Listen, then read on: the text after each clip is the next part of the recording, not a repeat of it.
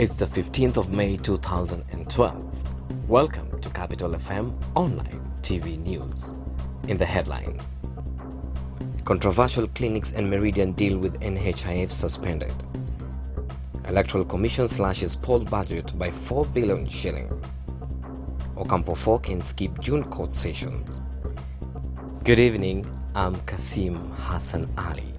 The controversy surrounding the new NHIF scheme refuses to die down as the new parties add fuel to fire on Tuesday. The NHIF Caretaker Committee suspended transactions with clinics and Meridian Health facilities, with the interim Chief Executive Officer Adan said the two firms will remain suspended until the probe is over.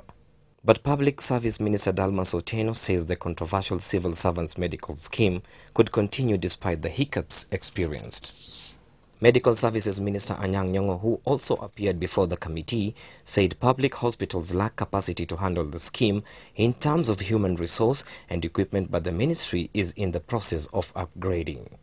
This particular contract, Chair, gave the civil servants a choice between the private sector and the public. All I'm saying is that we should be able to compete with the private sector by upscaling our services so that they can be attractive to the clients. The Independent Electoral and Boundaries Commission has once again revised its budget for the next general election from 35 billion shilling to 31 billion Kenya shillings. IEBC Finance and Procurement Director Edward Kenga Karisa told the Parliamentary Committee on Legal Affairs and Administration of Justice that the figure could rise to 35 billion shillings in the event of a presidential runoff.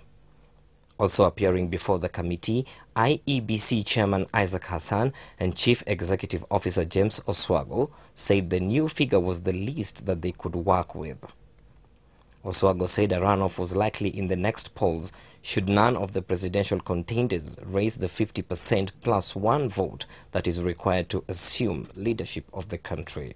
The previous general election in 2007 was conducted with a 7 billion shillings budget.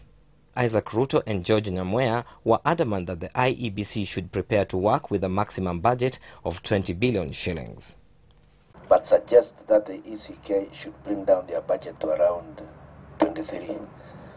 So that you are talking of around 23 billion, but make sure and the Treasury ought to provide now funding for a rerun.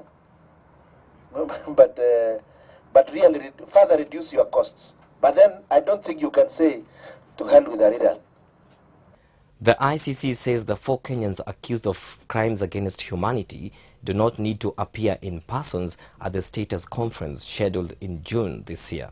ICC spokesman Fadi El Abdallah told Capital FM Online News that the accused can be represented by their lawyers unless directed to appear individually by the court. Trial Chamber 4 has asked parties in the 2 Kenyan cases to give written submissions by May 28th. William Ruto and Joshua Arap Sang's defense teams will attend their status conference on June 11th, while lawyers for Uhuru Kenyatta and Francis Mathaura will have theirs the following day. With that, we've come to the end of our top stories today. Thank you for staying with us. I'm Kasim Hassan Ali.